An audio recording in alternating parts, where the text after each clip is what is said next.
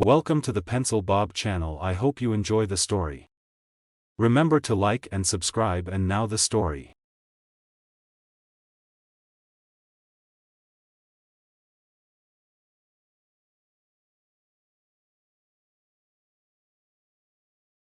When I started dating my wife, we have been married 24 years. I had been living in the USA on an H-1B visa for a few years. It was truly love at first sight. We knew from day one we were perfect for each other. She was a Southern Baptist from the Deep South. Me. Tall, blonde, all-American look, but not American. Her beautiful Southern blonde. After dating a few months, she decided that the time was right to introduce me to her parents.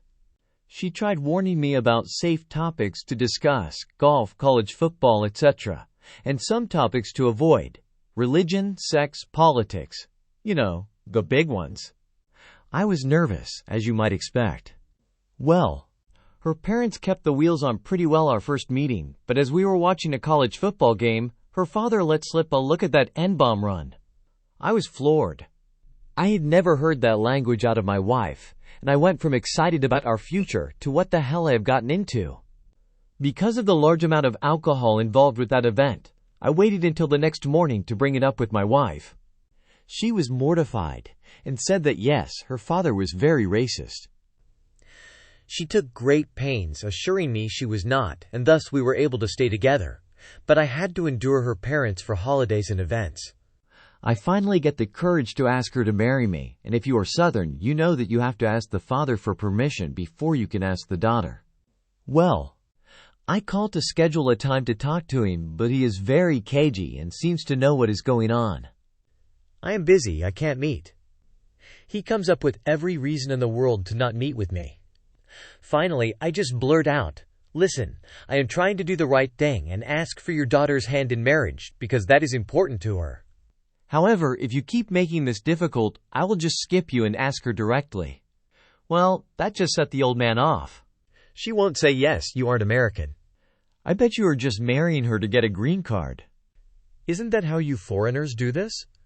I let my inner smartass out after this one, and let him know that there are far easier ways to get green cards than marrying into his family. He responded, "Fine, ask her, but she isn't marrying a foreigner." Spoiler, she did, we are. Many instances of issues over the last 20-some years with her family and my foreignness. About 4 years ago, I decided that I wanted to get our DNA tested. I have always been curious, and we all have our family stories about where we came from. So I pulled the trigger for my wife and I, and both kids, as well as my parents. You needed a different email for each submission back then, so I had my wife's info sent directly to her. I used my alt emails for both kids and my main for me. The results come back and I immediately go to mine. Scandinavian, English, Irish, Scottish. I am literally glow in the dark white. One of my children, the oldest, matches my heritage pretty closely. My other, while still a genetic match, is child, for all you read it. She is cheating people, shows some Congo DNA. Like 2% if I remember correctly. This did make me curious, so I asked my wife to see her report. I don't have it. Okay, let's give it a few days, maybe yours is last. 3 weeks later she was too busy to check, but didn't think she had it. My parents had theirs, my kids, and I had ours. So I sat her down and said, "I know you have the results, and I am curious if you have Congo DNA like my youngest." Her shoulders slumped. She started to tear up and said, "I do have the results. I am 8% Congo." This is going to kill my dad. Well, 20 years of backhanded comments about me being foreign and all his racist crap. Well, you know, I had a plan. Over the next couple of months, we talked about this back and forth, and she shouldn't be protecting this man. He needed to face the truth, and maybe, just maybe, it may make him a little more tolerant. So, I shared the results with my youngest, who was quite proud of the results, and shared that with people proudly. Fast forward to our next visit with the in-laws. We were watching college football again, and my father-in-law made another comment about blacks because he tried hard not to say the N-bomb in front of my children. My youngest said, "I am 2% black." My father-in-law launched like a rocket out of his chair. No, you aren't. You are white and should be proud of that. My son proudly declares, I am 2% Congolese. In response, my father-in-law challenges, you're not. Who told you that? My son confidently replies, my dad. My father-in-law turns to me with skepticism, asking, why are you encouraging him to believe this? He's white. I respond, it's interesting you bring that up. I happen to have our genetic profiles here. I pull out the full-color printouts. Continuing, I explain, genetics can be quite fascinating. Here are my results, my parents, my kids, and even your daughters. The question arises, does the Congolese DNA trace back to your family or your wife's? I'd be happy to assist in exploring your heritage with a test. Dismissing my suggestion, my father-in-law retorts, this is nonsense. There's no way. I interject actually, the science behind it is quite accurate and improving with more data. Come on, let me arrange a test for you and your wife. Defiantly, my father-in-law concludes over my dead body. Ironically, that was the day the foreigner comment stopped. Never again was it pointed out I was from another country, nor were my children mixed. My father-in-law learned a hard lesson that day, and it was by far the best money I have ever spent. Still hates me, but I shifted the power dynamic.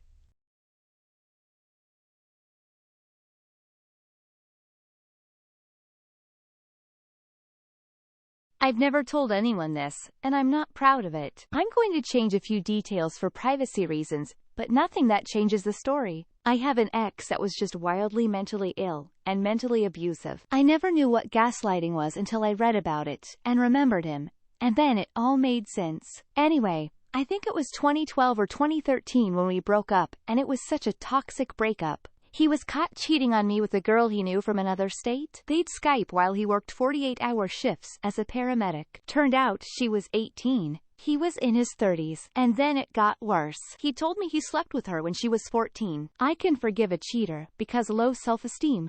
But I have a daughter, and he was no longer allowed around her.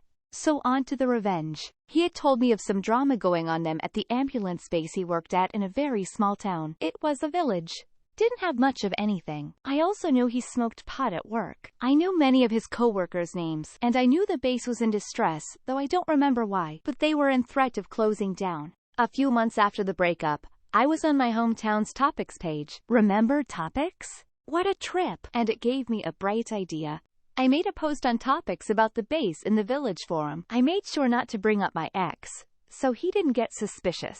I don't remember what I wrote, but it had something to do with some questionable employees and practices. Nothing made up. Just stuff I knew from him. I used a bit different language pattern than normal for me, and spelled some words wrong. You know, so it didn't look like me. It took quite a while for anyone to notice it. I don't remember how long. But then one day someone commented, and I can't remember what they said, but it was another EMT he worked with. It had been a while, so I waited about a week, and commented back. I said people were complaining of employees smoking weed at he base and smelling like weed on calls, and saying I had proof of something I don't know. That got his attention. He started commenting, and it was definitely him, as he was using common phrases he used. So began a back and forth, and he even called out an employee that got fired, and accused her of making the post. Other employees commented as well. It got back to his boss. I don't remember the details after this, but ultimately it caused issues that got brought up at a public, I want to say, meeting. But that's wrong. The word eludes me. It's where you have board of people, and the public can come in and ask questions. I don't know what happened at that board meeting, but the base got shut down. Nothing I said was so bad that would happen. He explained to me years later that there was some paycheck and paperwork fraud, and it got addressed because of my post. To this day, he doesn't know it was me. I just wanted to get him in trouble, not shut down an ambulance base. A while after I looked at the comments again, and his brother had posted that my ex was addicted to pain pills and was schizophrenic. Both true. But I didn't know about the diagnosis, and he didn't confirm it until years later. He hid it well. So anyway, that's my story. I'm in no way proud of it. Therefore, sure, details, I forgot. You get the point.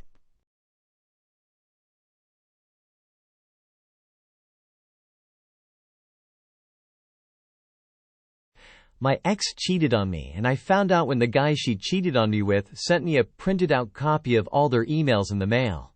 I kicked her out. When I finally began speaking to her again, she came back begging me to forgive her. I told her the only way I could ever forgive her was if she proved to me she was a woman like none other. She needed to prove to me she was a woman you could trusted. She needed to prove to me she was an exceptionally magnificent woman. I set the bar very high and said if she could met those standards, I'd stay with her and we could give it a trial. She failed, which came as no surprise.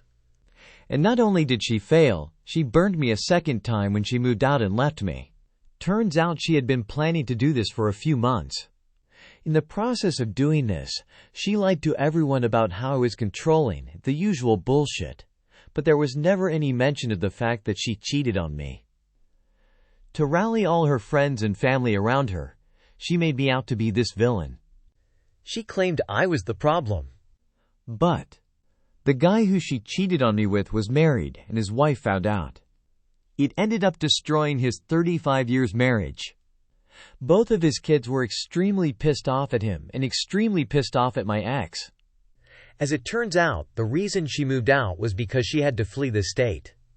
The kids of the guy were so pissed off, one of them started making her life a living hell. She actually went into hiding and no one knew where she was for like 3 months. Then she turned up at a friend's place in Georgia. I only found out about the kids harassing her and the destruction of the guy's marriage months later, when I stumbled onto a letter she forgot to delete on our home computer. The letter was to the wife of the guy she cheated with. In the letter, she was begging for forgiveness and pleading with the wife to have her kids to stop harassing her. And she said she was leaving the state and her life had been destroyed. That letter was written 3 months before she left. So jump ahead 12 years. I still have that folder with all her emails with the guy who she cheated on me with. Tomorrow I will be mailing copies of that folder to everyone in her family. It has been a long time. She will surely reach out to me to see if I mailed it. But given the harassment she endured from the kids of the guy she cheated with, I can very easily play dumb. We haven't talked in 12 years, but we did have very long email and text conversations in the year after she moved out. The emails are so damning and paint her in such a sleazy, disgusting light, she'll be mortified. But the best part is, it will expose all the lies she told about me. I was very close to her sister, so I heard about all the shit she was telling people. All of it will be exposed. And it will be so humiliating for her. She will endure the same humiliation that I endured when I opened that letter with all the emails. The dish is cold, but that bitch is about to get burned. Let's answer some questions that are bound to come up, and I will generalize them into 7 different things. I know people will leave comments and accuse me of things, so here goes. 1. To all the people who say I'm controlling, remember, this whole thing started because she cheated on me. It completely came out of left field. I was putting her daughter through college. I had given my ex a relatively carefree life. There was absolutely no controlling aspect to our relationship. It was built on trust. I'm a very trusting person. I'm also a very forgiving person. If someone sincerely regrets something they've done, I am willing to embrace their humility. Setting the bar high was about giving her the opportunity to prove to me, as well as herself, that she could learn the lessons from her mistake. The fact that you interpret that as being controlling only speaks to your character. 2. There is a lot more to this story I purposely left out. For some clarity, when the cheating guy finally contacted me with the packet in the mail, his life had already imploded. I can't remember how, but his wife found out about his cheating. He went from living a very posh life to living in some shitty apartment. His wife took everything. He was reaching out to me not to be a good guy. He was doing it to destroy my ex's life with me. It eventually worked, some 2 years later. 3. The damage done to me, my business and my finances upon my ex's implosion and exit was severe. It literally took me 10 years to fully regain my footing with my business and to repair all the damage that was done. Again, it's important to stress that I was putting her daughter through college. The financial commitment I made to do that was significant. I shelled out $68,000 to help put her daughter through college, and paid for all of our household expenses, so my ex could use her salary also help her daughter. We put her through college so she could graduate debt-free. Over that 4-year period, my financial investment in my ex and her daughter came out to close to $190,000. That was money I pulled out of my business. That money was going to be returned to us, not me, when my ex sold a piece of property she owned. I continued to support her daughter's education even after the cheating episode. 4. The living in my head, rent-free for 12 years stuff is hilarious. I moved on very quickly after the implosion. I had to. My business was at risk. My finances were on shaky ground. Basically, everything I had worked for was in danger of collapsing under my feet. The amount of perseverance required on my part to keep everything from being lost will forever be my most proud accomplishment, or at least a close second to putting my ex's daughter through college. There was no time for another relationship. I did a lot of work with the therapist and put my nose to the grindstone, fully anticipating that someday I would exact my revenge. There was no time for anything but rebuilding my business. Recovering from what happened, emotionally, financially, with my business, etc., are probably experiences most of you will never have to endure. 5. The reason she had to lie about me to everyone in her family was because everyone knew how much I was doing for her and her daughter. My ex's parents lost everything in the 2000-2001 dot-com crash. They couldn't pay for their granddaughter's education. So me stepping up to the plate and doing that was a blessing in their eyes. Plus, we were all close and got along great. My ex was a former model. Her mother ran a large modeling agency in NYC in the 80s and 90s. I'm sure a few of the older people would recognize her. 6. Another reason why her family loved me was because I had taken the time to also help my ex's younger sister. She was a former stripper and porn actress, but no one in her family besides my ex knew about her past life. She had basically become biker trash and spent her days in and out of bad relationships with dudes on Harleys. She did not get along with my ex at all. But over the years that we were together, I brought my ex and her sister closer together. One of the final things I did with my ex and her sister was take them to Boston to see a band and spend an evening out having a great night. 3 weeks later, the implosion happened. 7. This only came up this past weekend after a buddy of mine asked me about my ex.